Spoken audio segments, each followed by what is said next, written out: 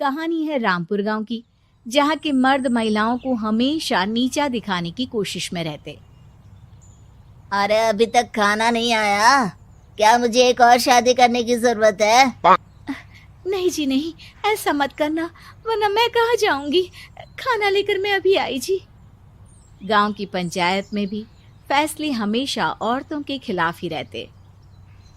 मैं जो फैसला सुनाता हूँ वो भगवान की आज्ञा होती है। इस लड़के ने अपने मन से शादी करके अच्छा नहीं किया। लड़के को घर भेज दो और इसकी शादी इसकी जाति की किसी लड़के से करवा दो, लेकिन ये लड़की, इसे तो गांव के बाहर निकाल दो। नहीं नहीं जमींदार साहब, ये क्या बोल रहे हैं? ऐसा नहीं हो सकता। मेरी बेटी मासूम है, इसे अच्छे बुरे की समझ नहीं है। अरे कहाँ जाएगी ये बेचारी? कहाँ जाएगी? इतनी चिंता है तो पूरे परिवार का गांव निकाला कर देते हैं। बेचारे पूरे बसे बसाए परिवार को गांव छोड़ना पड़ता है। चाहे जो हो, अगर बेटियों को कंट्रोल नहीं कर सकते तो गांव में रहने का कोई मतलब नहीं है। यहाँ औरतों को दब कर रहना होगा। कोई भी अपने हिसाब से कुछ नहीं कर सकता, सब ईश्वर की मर्जी से ही होगा। तभी गांव का एक आदमी दौड़ा दौड़ा आता है।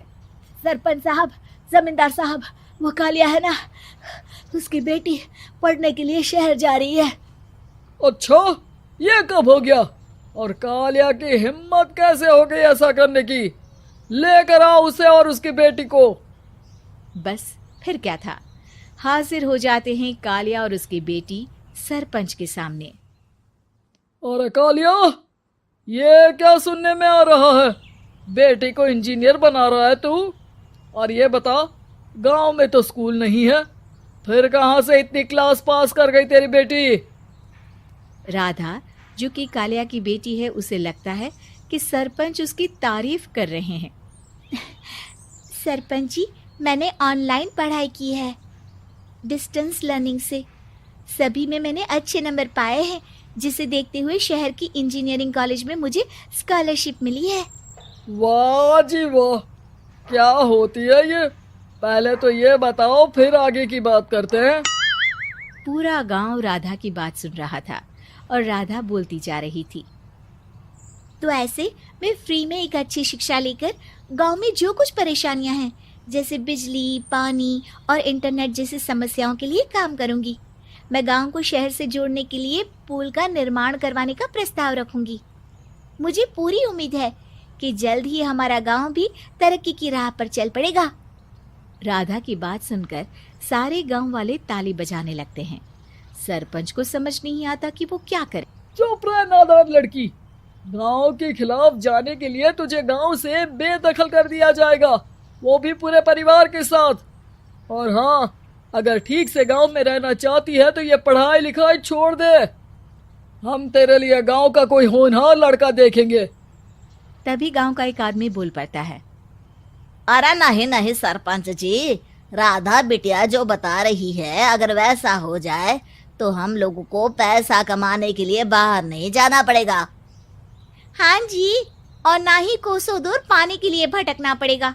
हमारे बच्चे भी अच्छी पढ़ाई कर सकेंगे और आगे बढ़ेंगे, ना कि हमारी तरह खेती करते बैठेंगे। क्यों गांव वालों, राधा बिटिया का साथ देना चाहिए ना। सरपंच देखता है कि गांव राधा के साथ है तो वो चुप हो जाता है। वो घर आकर अपने सलाहकार से बात करता है, जो बहुत ही चालाक किस्म का इंसान होता है।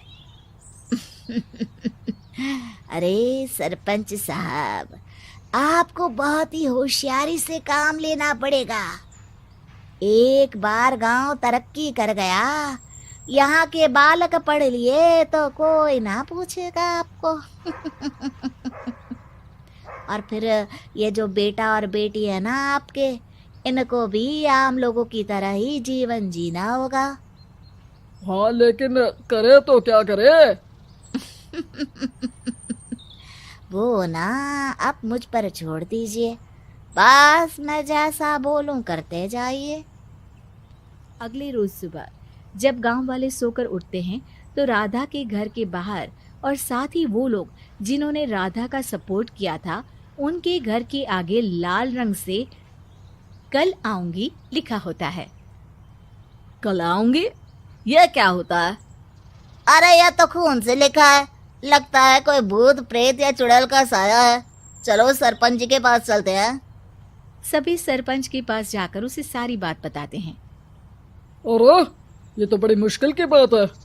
चलो मैं एक बाबा को जानता हूँ, उन्हें बुला लेता हूँ। सरपंच बाबा को लेकर गांव के घर के बाहर जाता है। ओहो, तो ये वो चुड़ैल है जो उन लोगों को निशाना बनाते हैं जो गांव को बदलने का सपना देखते हैं। वो गांव को ऐसे ही संपन्न देखना चाहती है। वो नहीं चाहती कि कोई बाहरी यहाँ का कायाकल्प करे। क्या तुम लोगों में से किसी ने गांव को बदलने की सोच रखी है? तभी राधा की माँ रोते रोते आती है। मेरी राधा घर से गायब हो गई है। अरे कोई तो बचाओ, मेरी बच्ची कहाँ गई?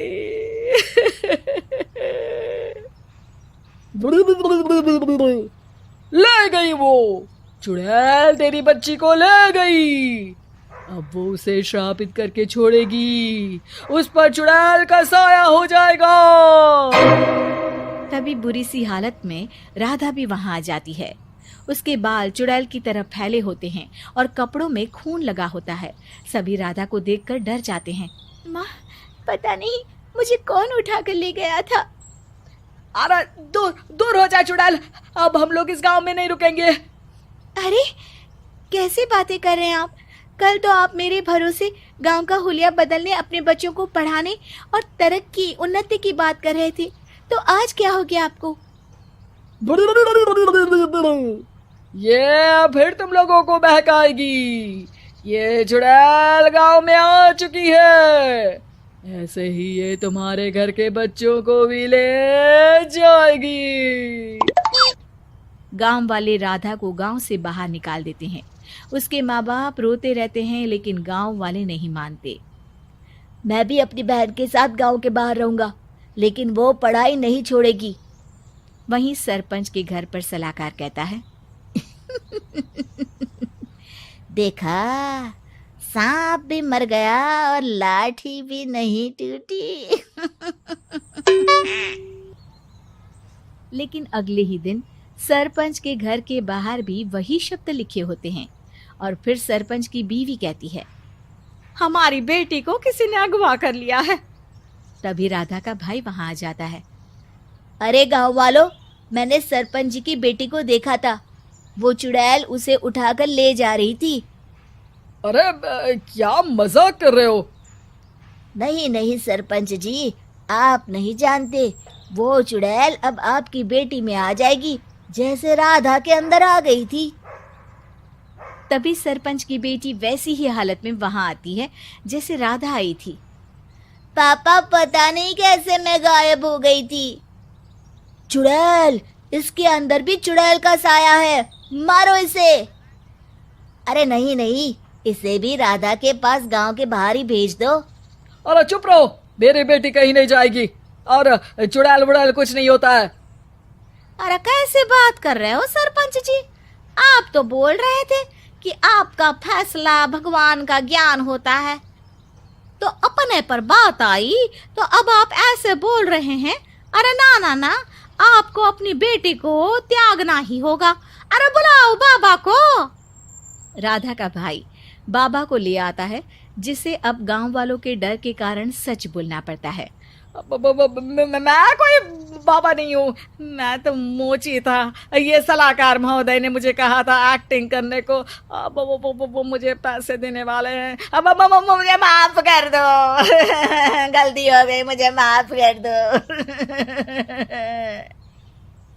तभी वहां राधा आ जाती है। देखा सरपंच जी, जब गांव के बच्चे साक्षर होंगे तो आप जैसे लोगों की चालाकी नहीं चलेगी।